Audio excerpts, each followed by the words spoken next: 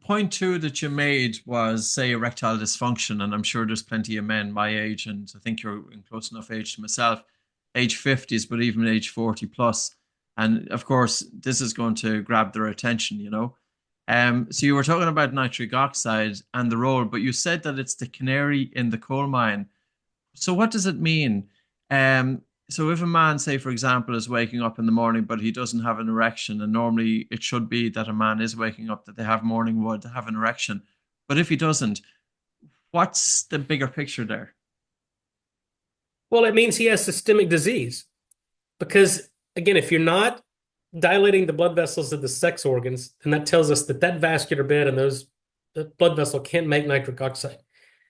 But it's not unique to the vascular bed of the sex organs. If you have endothelial dysfunction in the blood vessels that perfuse the sex organs, that same dysfunction occurs in the blood vessels of the heart, the brain, the liver, the kidneys.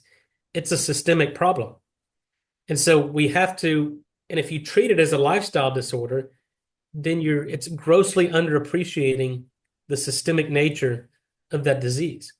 And so we have to focus and we have to get physicians and urologists and endocrinologists and primary care docs to recognize that as a symptom of nitric oxide deficiency.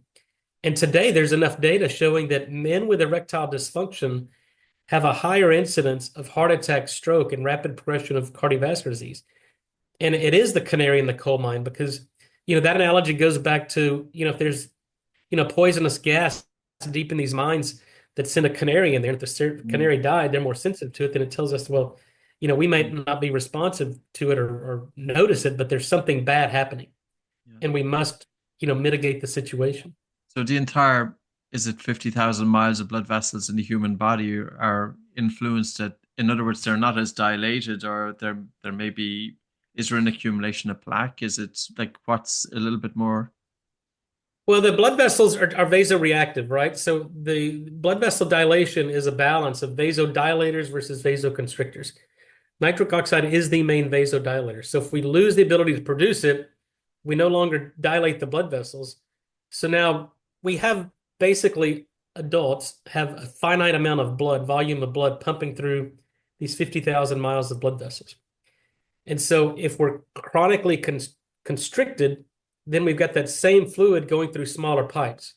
And that's just basic physics, right? Pressure will go up. Pressure has to go up. It's fundamental laws of physics. So if we can restore the production of nitric oxide, we can dilate the blood vessels. Now we've got the same volume of blood going through wider pipes. Pressure comes down. Yeah. And high blood pressure is the number one risk factor for the number one killer of men and women worldwide, which is still cardiovascular disease. So nitric oxide fixes the physics problem of hypertension.